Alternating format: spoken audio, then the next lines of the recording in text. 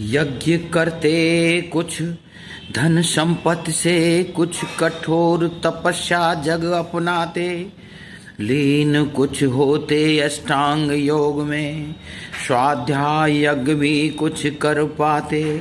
चारों प्रकार से यज्ञ किया जाता है और इसका सबका जो प्रसाद है, फल है, वो है सच्चिदानंद घन स्वरूप आनंद कंद परमात्मा में लीन होना और अन्य विषयों को होम देना। गीता जी के चौथे अध्याय दिव्य विज्ञान का ये 28वां श्लोक इस प्रकार से वर्णन करता है।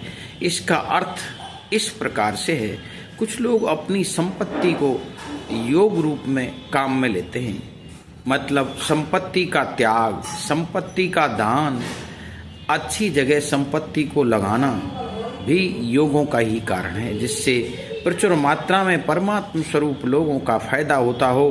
धन को वहाँ लगाना चाहिए, ये भी एक प्रकार का योग कहा गया है।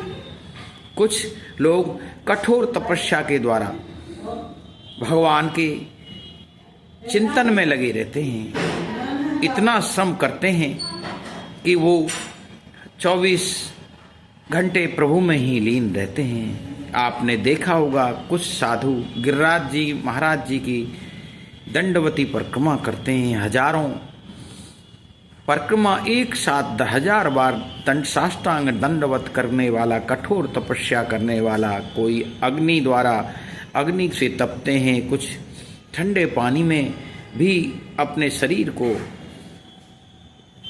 साध्य करते हैं, साधना करते हैं। ये भी योग का ही एक, उन सब का ध्येय केवल परमात्मा में लीन रहना है। कुछ लोग अष्टांग योग के द्वारा ध्यान लगाकर परमात्मा का चिंतन करते हैं और अपनी वृत्तियों को योग द्वारा भस्म कर देते हैं, हवन कर देते हैं। कुछ लोग ज्ञानी विद्वानी लोग कुछ स्वाध्याय द्वारा, कुछ लेखन द्वारा, भगवान की कीर्ति स्तुति का वर्णन करने द्वारा ईश्वर निरंतर उसी के ध्येय में लगे रहने वाले भी योगी ही होते हैं और योग को प्राप्त होते हैं।